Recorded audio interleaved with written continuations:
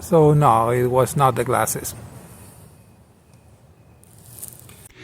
Welcome to The Big Puzzle. In this podcast, we explore the subtle connections between science, religion, politics, economics, and history.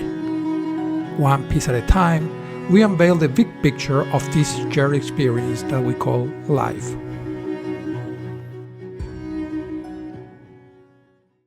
For whatever reason, YouTube decided to stop promoting my videos.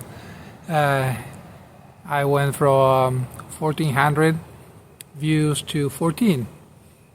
I have no idea. So I just stick to my plan of record 52 videos in 1 year, even though it hasn't been one a week. But I want to kind of finish some of the things that I always mention that I will be talking about, and then I don't know what I will be doing after this. Maybe I'll keep posting, maybe I'll move to some other platform or nothing. I don't know. But for today, I mentioned a lot of times that at some point I wanted to talk about DNA. And the reason I want to talk about DNA is because it's one of the most important pieces of the puzzle that allows us to understand everything around us. So obviously I believe that this reality is created, right? I call it a simulation, just to put a name to it, and hopefully I will talk a little more about that in one of the other two videos. But if you want to call it the world, the creation of the world, the creation of the universe, it doesn't matter. What it matters is that somebody intelligent created this for us to have the experiences that we're having. And that somebody, God, by design, he pretty much hides his presence. Even though he is with us, we can't see him, and there's always room for doubt about his existence. And that's by design.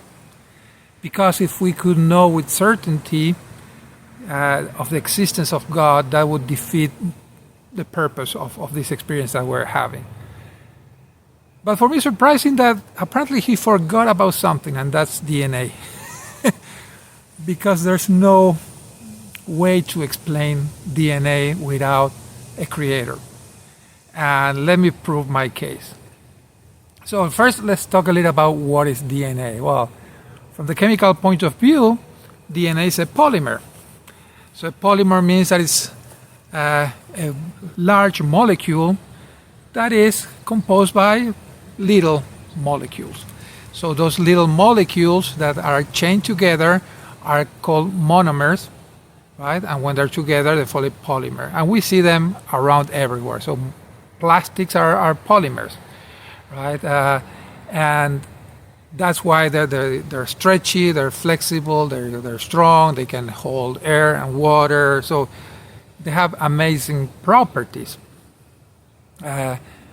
Also, different type of polymers don't connect to other polymers. That's why if you ever try 3D printing and you try to go from one type of plastic to another type of plastic or filaments, they won't bond at all, even though they look the same and they're very similar. They're both plastics.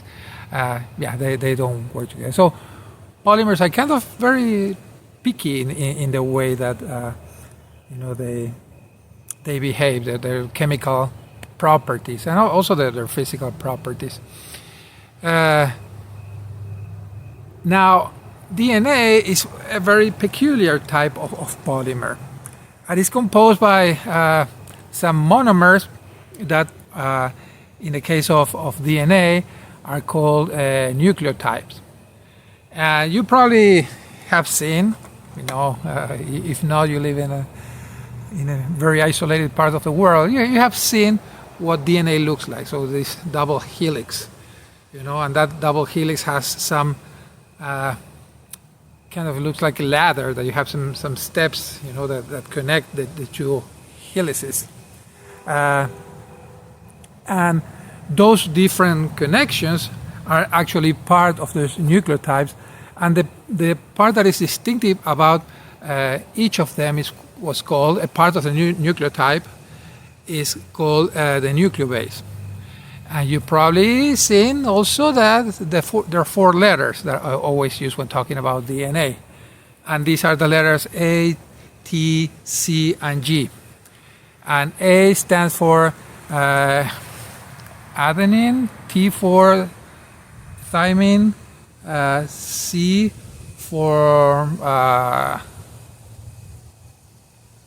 let me check, cytosine, and G for guanine. Why do I blush when I talk about guanine? Well, guanine actually comes, the name of that type of compound, that is basically a closed ring of carbons with some other atoms around. The guanine, the name comes from guano, that is basically crap. So before they were identified in DNA as a nucleobase, well, we know the existence of that molecule, and it was found in, I think it was some bird poop. So, but it's an integral part of us. So when somebody tells you you are full of S, say thank you. I'm so grateful that I am. Now, the other interesting thing is that there's kind of a single helix version of DNA that is not DNA, it's RNA. And it's just one helix with, half steps all around. In those cases, let me check my notes if I find them, because I can't remember. Well, now I don't find my notes. But what was it? Uracil, I think it was. Yeah, so the thymine is replaced by uracil. That's a very similar molecule. But uracil actually comes from urine. So, again, poo and pee are, integral part of our being. Well, but, these things aside, going to more serious stuff, it's amazing that these things exist. So the way it works is that 2 of these molecules connect to each other, and only to each other, mostly. So the adenine and the thymine, they can connect each other. So they connect both of their nucleotides, right? That section of the DNA, right? And that's why you see kind of the 2 helices. So adenine and thymine and guanine and cytosine are the other 2. But basically, if you just focus on one half or one of the helices, you will see these values alternating. A, T, C, G, C, A, G, T, C, right? And the other one is, the corresponding one that they match. So now, if you think about it, it's an awesome way to store information. And we can think it like when we talk about the binary for the computers, right? In binary we have 0 and 1, 0, 1. So you have 1, 0, 0, 1, 1, 1, 0, 1, 0, 1, 1, 1.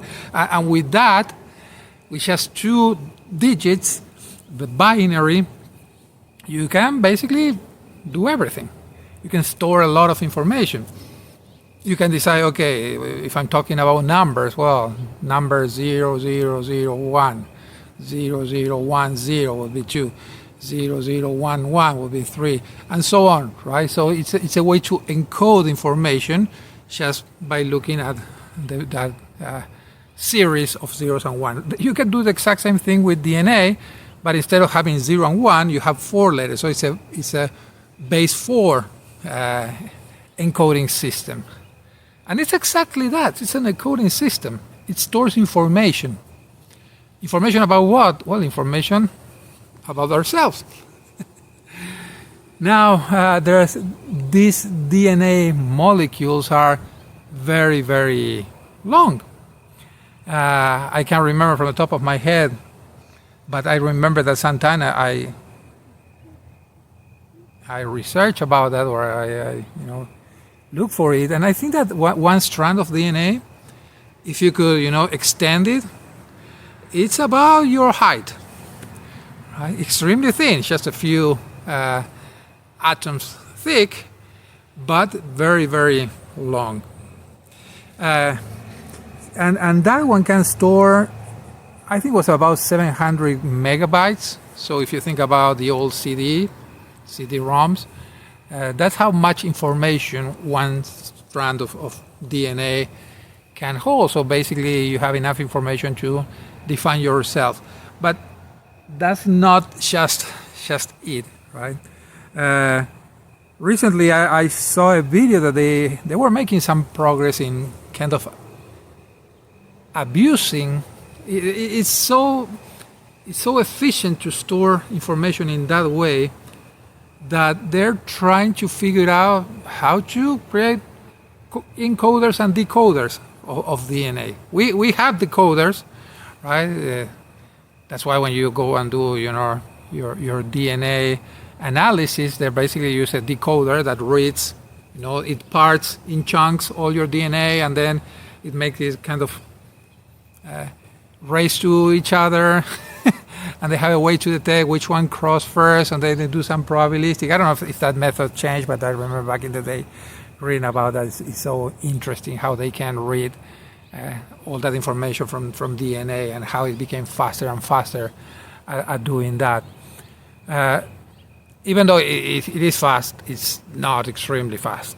So it's not a practical way to kind of write and read data into and out of DNA, but for a long-term storage, you can store ridiculous amount of data in just grams of DNA, right? So I was reading that, or I think I watched a video that was showing the progress that they were having doing that, which is kind of really cool. But we've been doing that without computers, without labs.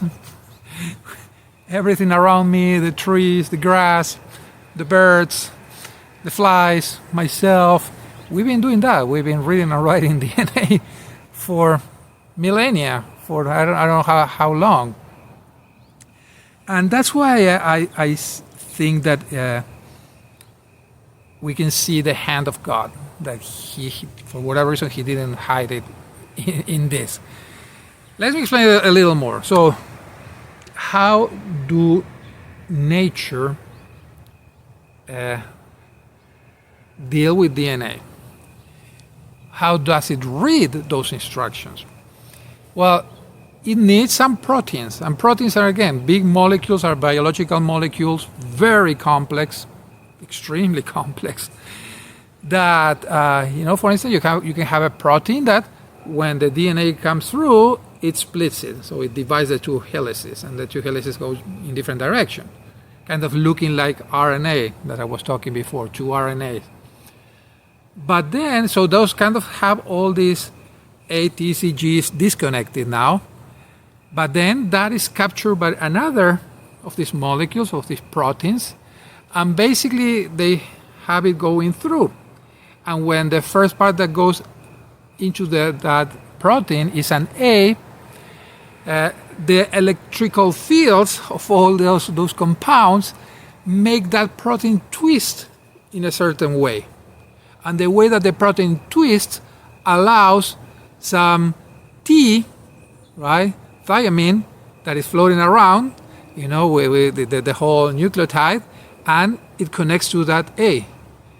And then when the protein detects that new field, it just switches again to another position that will move that molecule up, at RNA up, and now what is exposed, let's say, is a C. Now that field, electrical field for the C, makes that same protein to twist in another way. That only allows, I think I say, a C for a G to go in there and connect. right? And at this when it connects, it changes again. So think about all the different configurations that protein has to have to rebuild. That's how the DNA is duplicated, by splitting it in half and rebuild both parts. But also it's not just about how to duplicate it, it's about creating a living being. So there's other proteins that do other things, right? So when the DNA goes through, they create some other stuff based on those instructions. How the heck could that happen by random chance? And let me explain it this way. Well, it's kind of cloudy and maybe it will start raining any time. But it's not, let me put this example. It's not impossible to be struck by lightning, right? It doesn't happen often. For most of people, it will never happen, but it could happen. It happens enough to be a thing. It's extremely improbable, let's say. Now, let's think about something different. Let's say you play golf. You can make a hole in one. Again, doesn't happen every day. It almost never happens, right? But it could happen to you. And another example, you can win the lottery, right? It doesn't happen to everybody. It happens to very few people, but still can happen to you. So all those things are possible to happen. But now think what would be the probability of winning the lottery while being struck by lightning and the very precise moment that you're making a hole in one. I think that is more probable that DNA existing by itself, and evolution doesn't have an explanation. They will try, they will simplify, they will make assumptions, but probabilistically, how will that happen? Because, again, I just mentioned that the DNA have all the instructions to build a human being. But you know what else it has? It has instructions about the proteins that are going to read the DNA. These molecules that, change positions, allowing for other molecules to connect to the original one. There's no way that you could have. It's a chicken and egg problem, times a trillion. How can you have something that encodes its own decoder?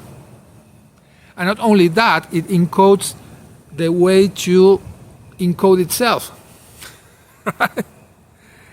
It's not possible. Sorry, but I think that was the strongest clue that God left in this reality for us to believe in Him, to understand that He does exist, and that we are designed. So, well, I hope that this kind of makes you think differently about these things. It's amazing. I will encourage you, I'll give you a homework. It's been a while since I gave you some homework, but there are some videos that show these molecular machines in the body working, some animations. Go and look for them and tell me that this could happen by chance.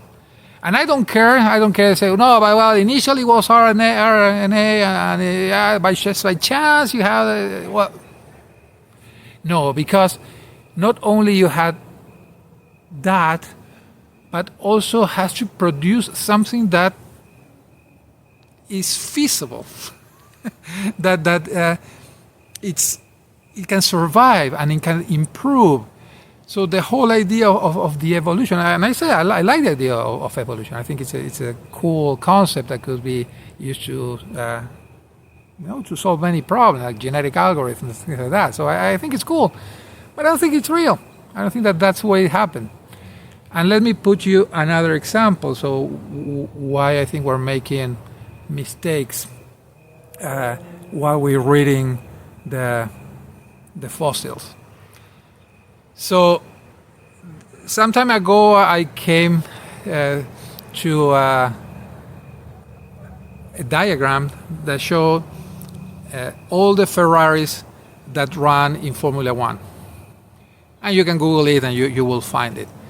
And you can see year by year how these cars were very similar to the previous one, but they had some changes, some improvements, right? Now, you could come, to this world in 10,000 years, and you can find that, or you can find, all these Ferraris in a garage, and you might say, oh, there's a clear evolution here. So obviously something happened that turned this Ferrari into this Ferrari and this Ferrari into this Ferrari. So yes, it's true, something happened. But that was not random chance, right? That was somebody that designed each of those Ferraris. So just to put that as an example, that I think that you could look at the same data and come to completely different conclusions. I truly believe that God created the algorithms for evolution. And I think that he has picked, I like this dinosaur, it looks cool, it looks funny, I like this one. Yeah, this is a further evolution of the first one. Yeah, I will put this one as well. So that's how I believe that it worked.